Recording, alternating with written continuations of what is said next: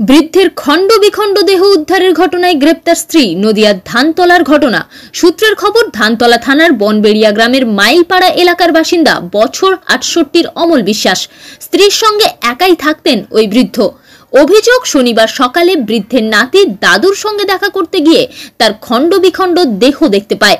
পরে ধানতলা পুলিশ গিয়ে দেহ উদ্ধার করে। পুলিশের প্রাথমিক অনুমান, মানসিক অবসাদ থেকেই এই হত্যা। ধৃত বীণাপানি দেবীকে রানাঘাট আদালতে পাঠায় পুলিশ। ঘটনাটা আমি সঠিক ওই টাইমে বাড়ি ছিলাম না, যদিও ভাই আমাকে প্রায় 10টা সাড়ে 10টা নাগাদ আমাকে ফোন করে যে বাড়ি আসতে পারবে। তা আমি জানি যে আমার বাবা অসুস্থ, হয়তো গত হয়েছে, সেই সেন্স নিয়ে আমি ওখান থেকে চলে আসি। প্রায় 2টো নাগাদ এখানে পৌঁছাই। মাঝপথে পুলিশের সঙ্গে দেখা হয়। ওই অটোতে করে আসছিলাম, একটা পুলিশ আমাকে ধরেছিল যে কোথা থেকে এসেছি।